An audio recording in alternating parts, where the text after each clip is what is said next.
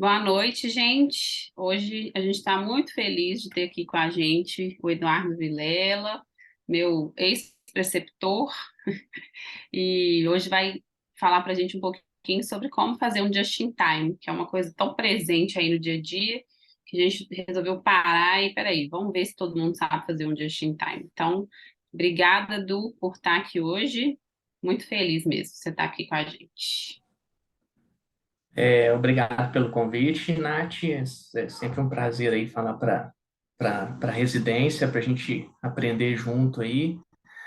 Então, vou explicar para vocês o que que é o Just in Time. Deixa eu tirar meu vídeo aqui. Bom, gente, Just in Time não é uma invenção do Odilon Berens, como vocês vão ver aí adiante, sabe? Não é uma invenção da nossa residência, vocês vão ver que é uma coisa que não é tão recente assim quanto a gente pensa. Na história da humanidade, sim, é uma coisa recente, mas que ele traz algumas vantagens, principalmente no método de aprendizado e de sistematização, sabe? Então, para contextualizar um pouquinho para vocês, o que que é o just-in-time, né? Esse conceito histórico, na verdade, foi uma mudança do paradigma do sistema de administração da produção, né? Que antes do século XX, principalmente antes da década de 60, a produção era a ideia de se produzir na indústria era produzir e estocar, produzir em larga quantidade, sem foco no cliente, sem foco na demanda, produzir, estocar e vender à medida que fosse necessário. No início do século XX, a indústria automobilística começou a mudar então esse paradigma, começou com Henry Ford, e isso decolou na década de 60 no Japão, o que ficou conhecido como Toyotismo, que seria produzir o necessário na quantidade necessária e no momento necessário, né? Então, realmente é uma mudança total aí de paradigma em relação à produção. É realmente produzir por demanda. As metas desse sistema de produção era produzir somente os produtos necessários, produzir com qualidade, melhorar o atendimento ao cliente, diminuir perda, diminuir defeito, reduzir custos de fabricação e de transporte, enfim, seria otimizar realmente a produção, né? E aí tem esse conceito just in case versus just in time. Então, antes dessa fase, o que era feito era o que a gente chamava de just in case, esse sistema push, que era estocar quanto mais você conseguisse, né? E o sistema pull, que é o do just in time, vai armazenar só o que você precisa, no momento que você precisa, diminuindo aí tanto a perda de tempo, quanto perda de esforço, quanto perda financeira, né? E o que é que esse sistema tem a ver com a medicina? Então, David Sackett, que é um dos pioneiros aí da medicina baseada por evidência, começou a questionar esse jeito que a gente estudava e produzia também na medicina, né? Então, o foco seria um estudo por demanda com foco no paciente. Seria a gente puxar a informação no momento necessário, né? Estudar o necessário, na quantidade necessária, no momento necessário, com foco no meu paciente, com a situação do meu paciente naquele momento. Nada de ficar estocando conhecimento, não que isso não seja importante, é importantíssimo, né? Faz parte da nossa base. Mas com essa quantidade de informação que a gente tem hoje em dia, é impossível a gente continuar usando isso, né? Só estocar, estocar, estocar, estocar, estocar o nosso conhecimento. Na hora de usar, a gente não vai saber para quem, quando, como e por quê, né? Então, essa ideia de estudar o necessário, na quantidade necessária, no momento necessário, sempre com foco no paciente. Então, foi também uma mudança de paradigma aí na medicina e nos primórdios aí da MBE. O manejo da informação, né? É cada vez mais frequente o tanto de informação, principalmente médica, que chega para a gente. Então, tem dois tipos da gente manejar a informação. é bem semelhante lá da forma de produção da indústria, né? O push-pull, analogias, né? O push é aquela informação que chega para você. E a informação hoje em dia chega para a gente de várias maneiras, né? No WhatsApp, todo dia aí tem colega encaminhando informação, é, fake ou não, né? Mas vamos para o lado da medicina, encaminhando guidelines, artigos, revisões que saem. É impossível a gente continuar acompanhando essa quantidade de informações de uma maneira produtiva. Não que não seja importante, né? Um especialista, quando sai um guideline, ele vai ter que dar uma olhadinha lá, para entender o que é que tem de novo, né? Mas então, assim, apenas para as informações importantes e estritamente novas. Então, a gente tem sistemas de alertas que funcionam muito bem, para a gente filtrar o que é que deve chegar e o que é que não deve chegar para a gente. A gente consegue fazer esses filtros em vários aplicativos por recomendação dos nossos colegas, ou por importância, ou por novidade, enfim. Esse tipo de informação, de manejo da informação na medicina, que a gente chama apelidou de just in case também, continua sendo muito importante. Agora, o pool, que é o just in time, ele é o que faz diferença à beira-leito. Ele é o que faz diferença na tomada de decisão, quando você precisa de uma decisão fina, ou quando você precisa de rever conceitos eventualmente enraizados, que a gente sempre deve questionar de onde que vieram, por que vieram e para que servem, né? Então, o just in time é isso, é utilizar por demanda, sempre que as dúvidas surgirem, né? E para a gente fazer isso de uma maneira sistematizada, a gente usa aí os passos básicos da MBE, que é perguntar, procurar, analisar e aplicar. Nós vamos falar um pouquinho mais de como é que surgiu, então, essa ideia do Just-in-Time Learning, né? David Sackett, então, já falei um pouquinho dele, mas dispensa maiores apresentações. Realmente ele mudou a vida de muita gente aí no jeito de estudar.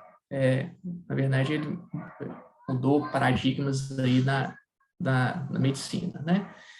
Então, o foco sempre foi os problemas atuais do seu paciente. Quais informações ali são relevantes para o cuidado do seu paciente naquele momento, né? E como aprender a obter as melhores evidências, como fazer uma busca focada, como tentar não ficar perdido, né?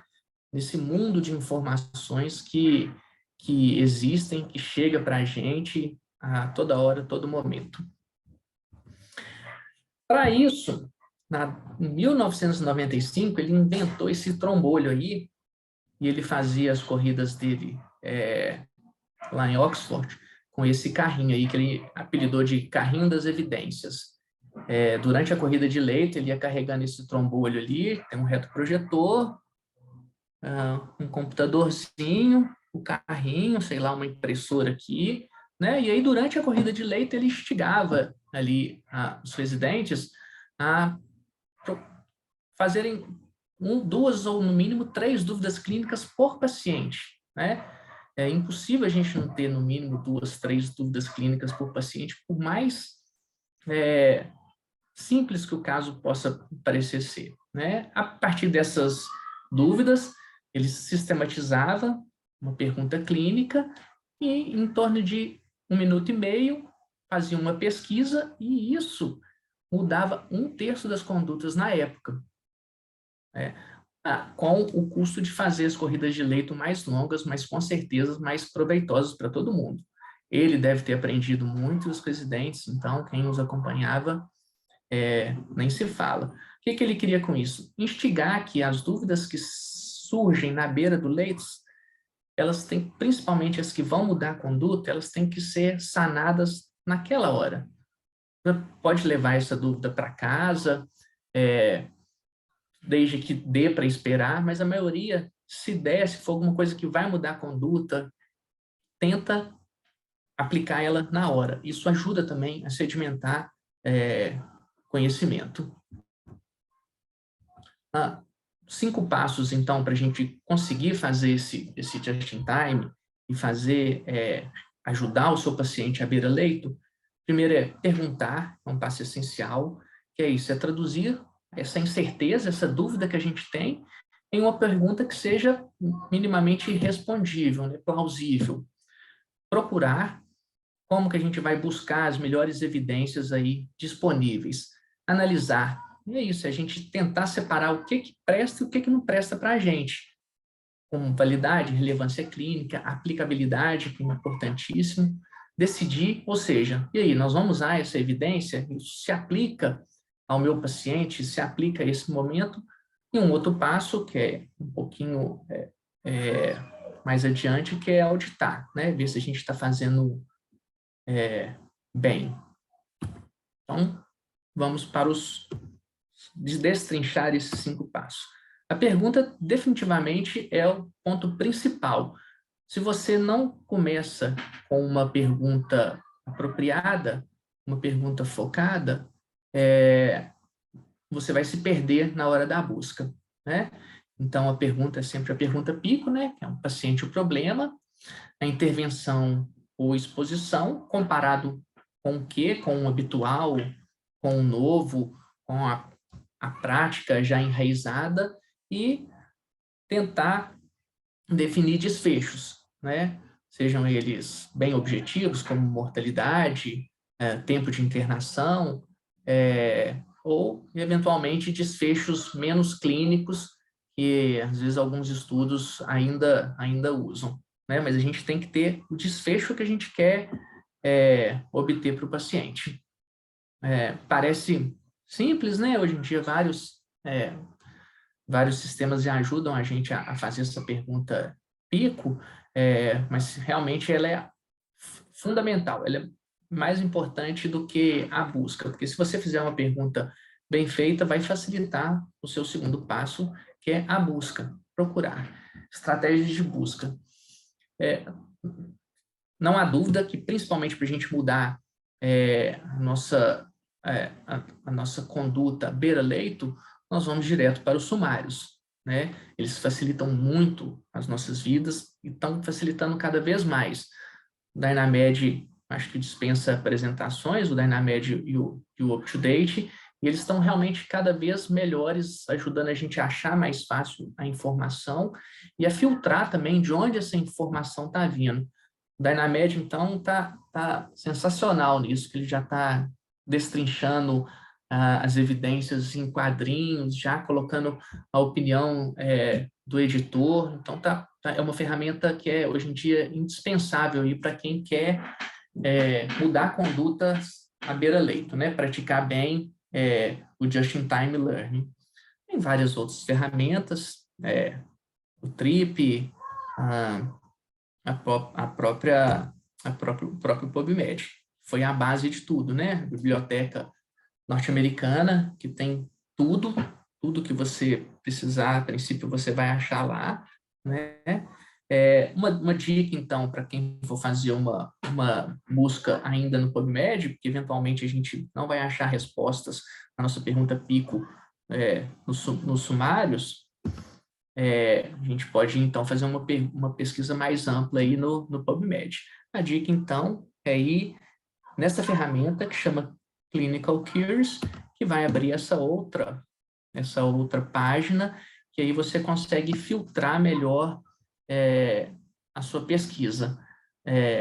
Um filtro aí para pesquisas mais relevantes, mais pesquisas clínicas mesmo. Você consegue filtrar aqui por terapia, guias de predição clínica, diagnóstico, etiologia, prognóstico, e ainda o escopo, se você quer mais amplo ou mais restrito. A ferramenta ainda fundamental, principalmente para refinar buscas que os sumários ainda te deixam na dúvida de onde ele tirou essa evidência, sabe? Trip também é uma ferramenta que eu já usei muito, hoje em dia eu uso menos.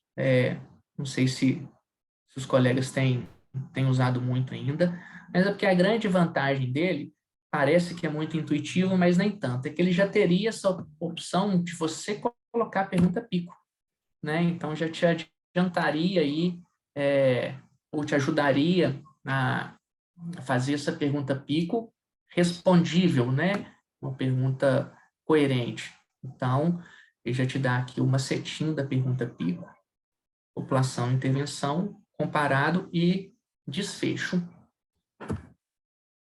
Eu tinha adiantado do Dynamed e do UpToDate, que eles são tão importantes, né? Então, tá aqui uma janelinha do Dynamed. Vale a pena dar uma navegada nele, saber navegar e saber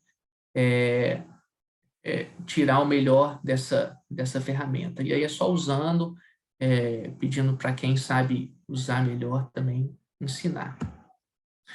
Aí vai outra dica, né? O Dynamed está acessível aí pelo CRM. É só fazer o cadastro, é super fácil fazer o cadastro, coisa de 2 minutos, e você fica, o Dynamed fica disponível aí para você com esse cadastro aí no, do CRM. UpToDate, esse sim também dispensa apresentações, esse a gente usa desde a da graduação, espero que seja disponível em todos os hospitais, para todos os residentes que, que estão ativamente na residência, e eventualmente teria que estar disponível até para todos os médicos, né? Eu consigo acesso dele de graça pela UFMG, né? Tem o móvel e tem o via computador, né? Todos eles têm isso, né? Então, realmente ajuda muito aí a gente tirar as dúvidas do dia a dia. Diferenças, o UpToDate ainda é mais, ainda usa muito texto, muito conceito, muita fisiopatologia. O Dynamed, ele é mais direto ao ponto, né? Mas depois que você aprende a usar o Dynamed, você vai usar o UpToDate com outros olhos. Terceiro passo, né? Então, fizemos a pergunta, procuramos, e agora nós temos que analisar. Esse sim é um passo difícil, né? Porque a gente tem que separar o que é lixo e do que é informação relevante. A gente sempre vai usar a nossa pirâmide de evidências para tentar dar essa filtrada inicial para a gente. Mas a gente não pode ter inocência de que, se eu estou com uma meta-análise na mão, com certeza é uma evidência confiável, né? A gente tem que até saber olhar e interpretar meta-análise, né? Esse é um passo mais avançado aí da MBE, mas que como nós vamos ver mais para frente, a ideia do Just-in-Time Learning é o residente junto com o preceptor, os dois fazendo junto, aprendendo junto, à beira-leito. Então, se você tiver um preceptor, um sênior do seu lado, vai ser mais fácil aí analisar essas informações e a gente fazer esse filtro de o que vale a pena e o que não serve. O que eventualmente vale a pena, mas às vezes não vale a pena para o meu paciente. Não é o meu paciente, né? Vai valer a pena para outro paciente, não para esse paciente que eu estou cuidando beira-leito, né? Então, a gente tem que saber fazer essa diferença. E, por fim, aplicar. O que é aplicar? Não é aplicar a estatística em si, como está o quadrinho aqui, né? Senão fica muito chato, ninguém entende nada, ninguém da equipe vai entender e não vai pegar. Então, a gente não quer a estatística, a gente quer o que as evidências sugerem na média. E, principalmente, o que as evidências significam para o meu paciente naquele momento. Isso é aplicar. E aí, essa informação que eu busquei, eu vou conseguir aplicar ela agora? Vai fazer diferença para o meu paciente? Eu consigo aplicar ela, né? Às vezes faz muita diferença, mas eu não consigo aplicar porque é um medicamento, é um exame que não está disponível no meu serviço. Então, essa aplicabilidade é essencial também.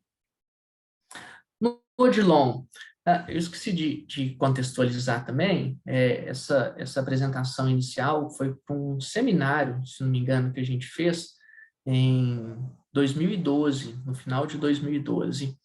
E aí a gente já tinha uns 2 anos que a gente usava esse modelo, e aí eu fui apresentar o que era esse modelo nesse seminário para outras residências, né? Então a gente tinha que falar, não é uma coisa do Odilon, né? O Just-in-Time Learning, como eu disse, desde lá de 1995, com David Sackett, a gente só estruturou, criou um modelo que a gente achou interessante e conseguiu aplicar bem, né? Que eram essas apresentações estruturadas, dúvidas clínicas que surgiam durante a discussão de caso, fazia a pergunta pico em 4 partes, seguindo aí as, os passos da MBE, a gente fazia a busca das melhores evidências, e aí era residente preceptor, era 4 mãos mesmo, vem cá, residente, senta aqui do meu lado, vamos ver isso aí que você perguntou, vamos ver essa dúvida, né? Eu também estou na dúvida, eu não sei disso, né? O preceptor que não tiver essa humildade de falar isso, não sei, vamos ali aprender junto, eu acho que ele está no lugar errado, né? E aí depois também, preceptor e residente fazer essa análise crítica das evidências, né? A ideia foi e sempre para você aplicar isso na hora. Pô, que bacana, tivemos uma dúvida, vamos lá buscar, vamos mudar essa conduta baseado nessa evidência, nós temos aqui, vamos aplicar, vai ser bom, vamos continuar acompanhando. Mas e depois? Foi muito bom para o paciente, eu aprendi, vamos compartilhar esse aprendizado, né? E aí é que vinha a apresentação. Então, a apresentação vinha realmente de casos reais, que tenham sido bacanas ou não. A gente teve just-in-time de tudo que vocês possam imaginar, desde dúvidas fisiopatológicas até dúvidas super ponta de tecnologia. E a gente, então, a gente queria e quer sempre dividir esse conhecimento. Então, a gente sistematizou que seriam apresentações rápidas, no máximo 7 minutos, e era 7 minutos mesmo. Era marcado no relógio, o preceptor treinava com o residente, só que na época era tudo por e-mail, nem tinha WhatsApp, né? Estou falando de 2012, 2013, 2014, estava começando, mas a gente fazia depois essa sistematização da apresentação, tudo reunião presencial, para ser uma troca mesmo, né? Então, a gente sistematizava a apresentação, fazia um resumo do caso, um SBAR, era bem simples uma contextualização do tema, a gente não entrava em minúcias de fisiopatologia, a ideia não é esgotar, não é virar um just in case, não é esgotar um tema pancreatite, é esgotar uma dúvida pontual. Como nós vamos fazer uma reposição volêmica na pancreatite? É cristalóide ou é coloide? Por quê? Né? Daí a gente mostrava de onde a gente tirava essas síntese das evidências, isso em uma apresentação com toda a equipe, era equipe multiprofissional. No final da apresentação, o residente concluía com a recomendação prática que a gente tinha tirado de todo o processo e o que ele aprendeu. O aprendizado não só de medicina, pode ter sido um aprendizado extra-medicina, né? O que ele aprendeu com todo o processo, né? Então, isso gerava essa aula rápida, então a apresentação em si era 7 minutos, mas depois a discussão, às vezes, durava 20, 30 minutos, aí a gente tinha tempo para dar uma aprofundada, eventualmente numa tabela que tinha passado rápido, um gráfico, para a gente enunciar, mas para a apresentação ser bem focada e bem rápida mesmo, né? E depois a gente aplicava, né, essa evidência com foco no paciente, e o que a gente ia aproveitar para o nosso serviço mesmo, né? O que a gente ia conseguir fazer aquilo virar um protocolo, uma nova conduta, uma mudança de paradigma, isso a gente conseguiu fazer várias vezes. E fazia parte também de todo esse processo depois o feedback aí preceptor-residente, né? O que aconteceu de bom, o que aconteceu de ruim, o que a gente pode melhorar para as próximas apresentações, né? Com isso, a gente conseguia treinar síntese, treinar apresentação, treinar MBE, treinar como compartilhar informação, né? Treinar esses atalhos de como economizar tempo. E outra coisa que a gente sempre tentou fazer era esse legado, que era esse banco de dados aí do Odilon, né? E ainda estimular publicações, sejam das mais simples, né? De posters em congresso, que a gente conseguiu fazer alguns, até coisas mais complexas mesmo, né? Era instigar mesmo que aquele aprendizado virasse alguma coisa que pudesse ser compartilhada. Aí, na ocasião, eu até fiz essa brincadeirinha, né, em 2012, como é o just-in-time como uma intervenção, né?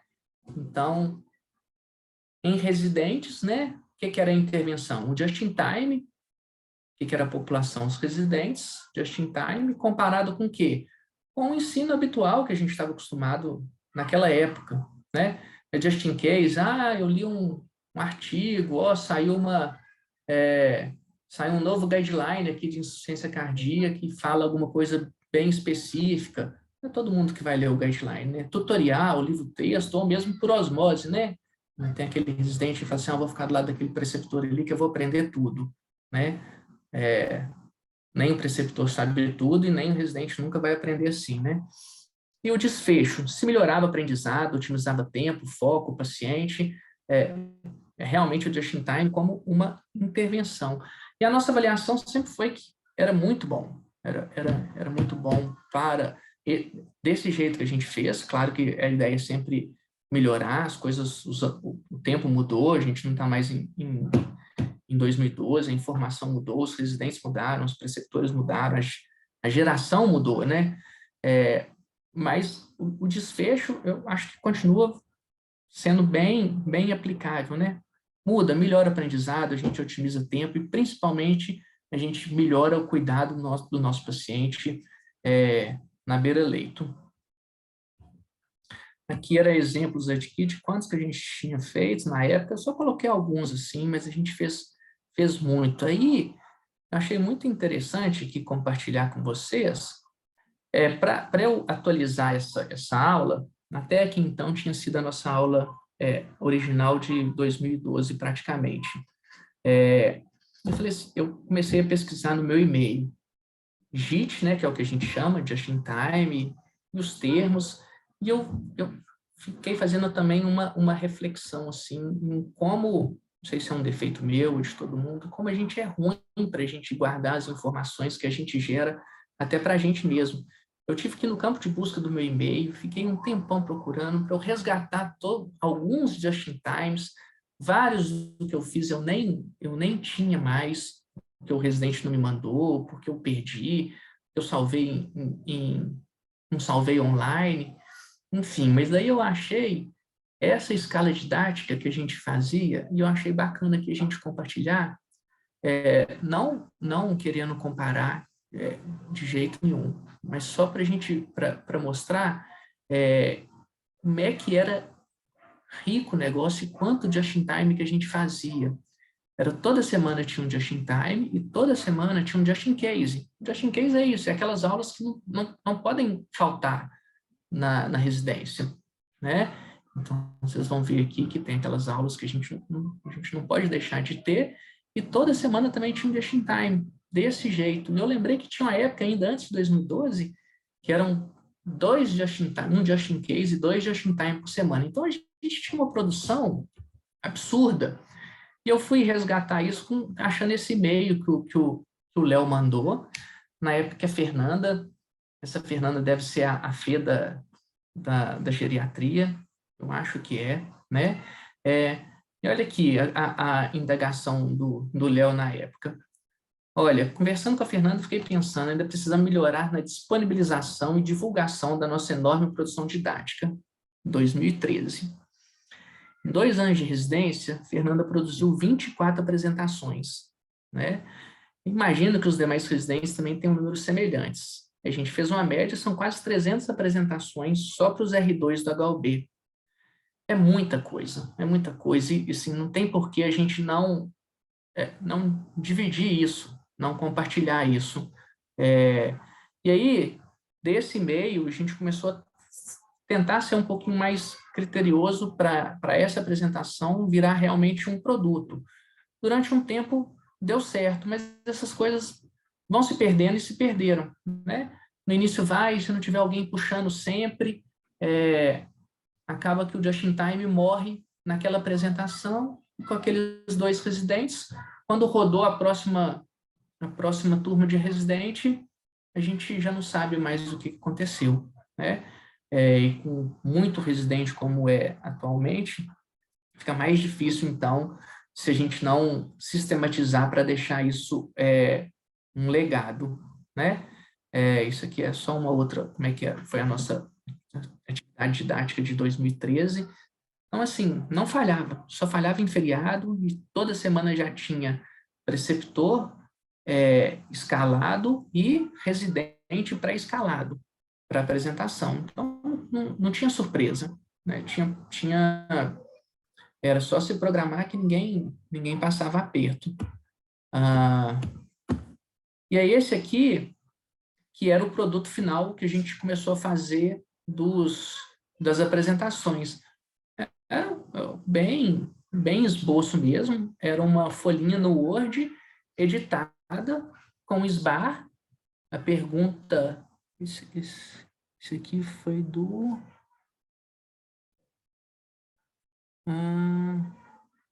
nem eu não estou conseguindo ler aqui, porque está com o negócio do carvão, né? Isso. Então, para deixar como se fosse uma biblioteca facilmente acessível, porque sempre vai ter alguém lembrar, olha, já teve um just in time disso. Vamos abrir, então, a pastinha do Poly ali, hoje em dia é muito mais fácil, né? Vamos abrir o WhatsApp aqui, que tem o grupo dos residentes, e vamos achar é, essa, essa síntese das evidências com a conclusão para o caso, né? Com a lição compartilhada. Então, durante um tempo, a gente conseguiu fazer essa produção. Isso aqui foi um outro da Zolan IM no status, né? Em 2012, isso foi uma grande novidade e mudança, né? Então, a gente fazia essas pequenas produções, mas, como eu disse, as coisas vão caindo no esquecimento e se ninguém cobrar, a coisa se perde e morre mesmo, sabe? Então, eu coloquei aqui para 2023. O que a gente pode fazer, então, para a gente tentar retomar isso, não nesses moldes, a gente tem que melhorar sempre, né? Mas a ideia é que essa produção que a gente continua fazendo em larga escala, de just in case e just in time, realmente a Nath sempre fica no pé para isso virar um produto mesmo, né? O produto seja um podcast, um infográfico, um protocolo, alguma coisa que realmente possa ser facilmente compartilhada e de fácil acesso aí para a gente, para um sempre ajudar o outro. Eu tenho vários modelos de just in time. Quem quiser, só me mandar um e-mail. Então, como eu disse, eu não ligo de dividir informação, posso colocar em qualquer grupo aí, Nath divulga, porque sempre quando eu ia orientar um just in time para um residente novo, que não era do Odilon, eu sempre mandava modelos de just in time para o residente entender, é isso que é a pergunta, é isso que eu tenho que fazer, mais ou menos assim que eu tenho que estruturar, para ajudar aí em relação à apresentação em si, né? Para ajudar o residente a ter o esboço, o arcabouço aí da aula. Bom, é isso. Quero agradecer aí a oportunidade. Eu pensei que eu ia falar bem menos, então agora a gente pode ter tempo aí para a interação e para as dúvidas. Obrigada, Du. Nossa, excelente. Você desenterrou coisa aí que eu não conhecia. Bernardo deve lembrar aí, ó. É do povo mais velho. Tinha muita coisa boa, assim, deu um saudosismo, viu?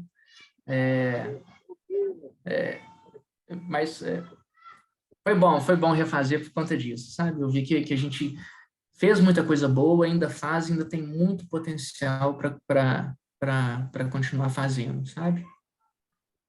Não, e você vê que hoje nós, assim, a maior dificuldade que vocês tinham era de fazer isso, né? Ser um lugar para compartilhar com mais pessoas, ter essa biblioteca. Hoje a gente está, na verdade, querendo voltar de trás para frente. Hoje a gente tem o canal do YouTube, né? Que Uhum. estão, os Just in Cases estão lá, tem alguns Just in Times, mas a gente está precisando voltar mesmo.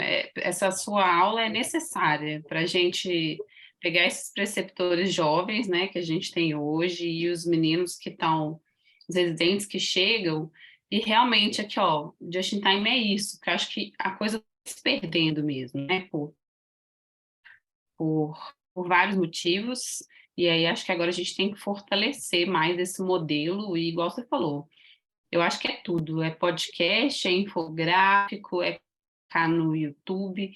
Eu acho que cada grande esforço entre residente e preceptor tem que virar um monte de produtos, né? E isso hoje está bem mais fácil para divulgar, né? Ah, sem dúvida, hoje em dia a gente consegue divulgar isso bem fácil. É agora que eu entendi o seu caminho de trás para frente, né? Você já